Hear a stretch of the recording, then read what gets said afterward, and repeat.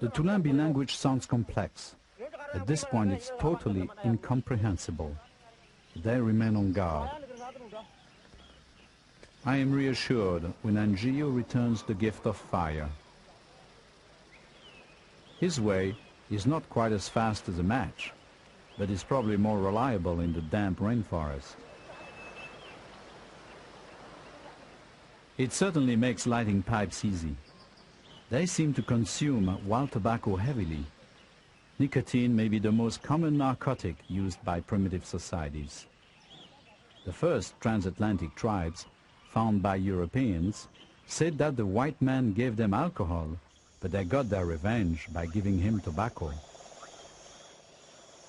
As the light fades on this extraordinary day, the Tulambi fade into the forest. At first, Dutilleux fears that they have gone for good, but they camp nearby, where there are wonders yet to see.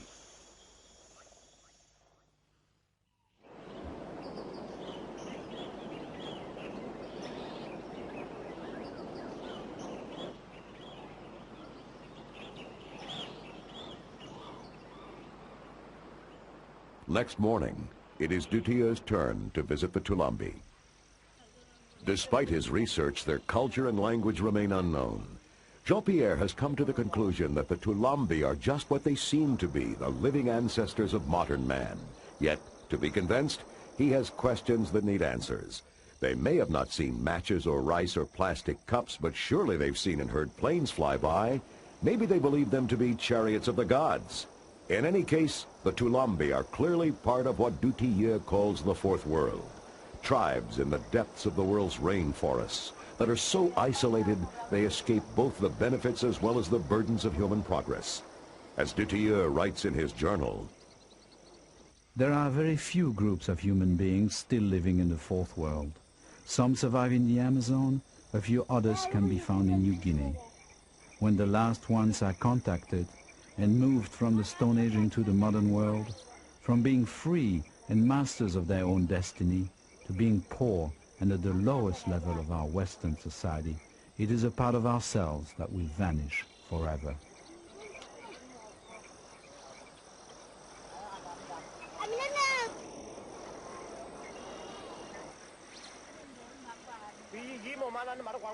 In the tribal world, paying attention to your appearance is a survival tool. The Tulambi use bamboo knives to stay well barbed. The men wear a bone from the cassowary bird through the nose, large necklaces of river shells around their necks, and bird of paradise feathers in their hair. They must look their best to attract a mate.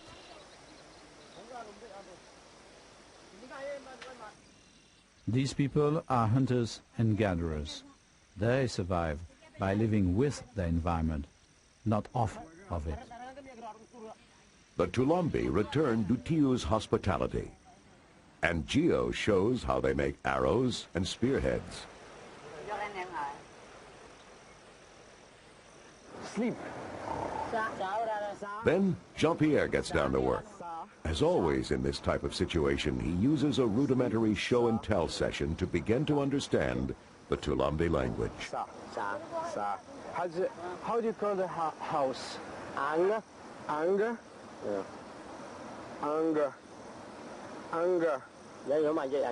How do you call the grass skirt? This? Aiga. Aiga. Aiga. And the necklace, Nungwa. Necklace. Nunga. No. Nungwa. Kamka. Kamka. Kamka.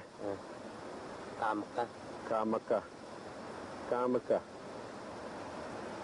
Kamaka. Aiga. Aiga. Ange. Ange. Ange. Sa. Sa. Sa. Sa. No. No. Sa is sleep. Okay. Class over. They take Jean-Pierre out into their forest.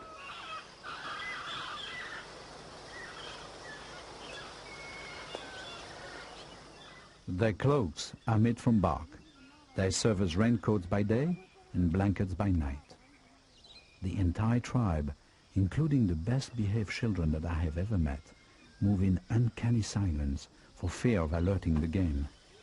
They know the migration trails of animals and the best time of year to find fish, the growing cycle of the palms, bamboo, wild fruits and the roots they rely on. They are always on the move. The rhythm of their lives is that of the jungle.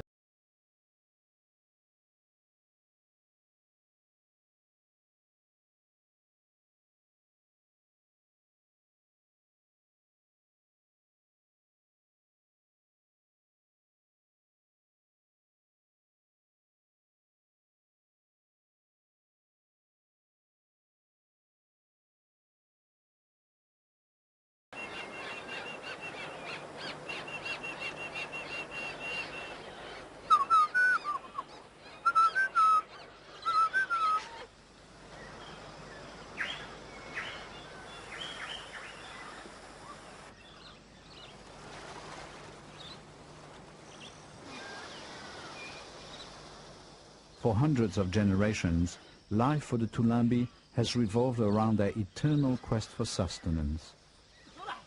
It gives them no time to create complex art or a written language, to develop science or conceive profound metaphysical philosophies.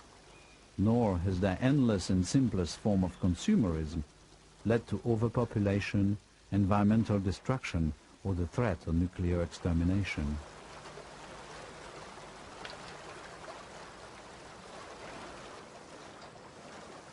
They can at least still drink their rivers. But life is short for the Tulambi. They are stalked by diseases like malaria, long conquered by modern medicine. Yes, we can help them, but at what price? If the Tulambi are brought into the modern world, they will suffer the loss of their dignity and traditions to live out their days far below third world poverty levels. Jean-Pierre has lived this dilemma for 25 years. He believes it is inevitable that these last isolated tribes will be found. He also knows that it is better if they are found by people that care enough to fight on their behalf.